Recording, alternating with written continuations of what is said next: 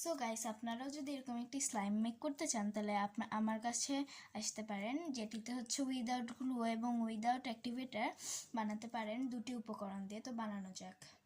So guys, তো প্রথমে একটু ক্লের সাথে একটু পানি মিশিয়ে এরকম একটি নরম টেক্সচার নেওয়া লাগবে।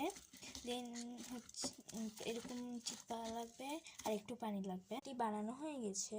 এরপর আমরা একটি শেভিং ফোম দিয়ে দিব।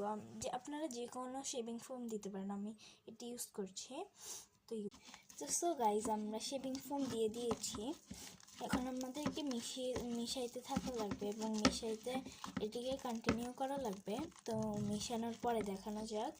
তো সো গাইজ, একটি ভালো টেক্সচার চলে আসছে। আপনারা শুধু একটা আছে যে গ্লু দিয়েও বানানো যায়। তো আমি দেখলাম যে গ্লু আমার কাছে শেষ হয়ে গেছিলো।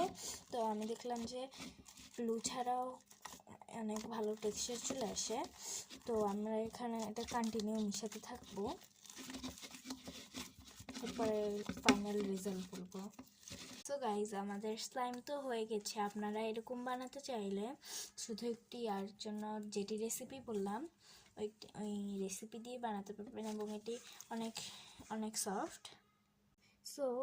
তো আমাদের ইয়াটা এরকম হবে আর এটা মোটেও হাতে লাগবে না। এখন তো আমি মাত্র মেক করেছি, এই কারণে আমার হাতে একটু শেভিং ক্রিম লেগে আছে। আপনারা এরকমও বানাতে পারেন একটু বেশি জল দিয়ে, এটি অনেক সফট হয় এবং আমার হাতে যেটি আছে এটি অনেক সফট হয়। তো বানাতে চাইলে লাইক করেন, সাবস্ক্রাইব করেন এবং কমেন্ট করেন।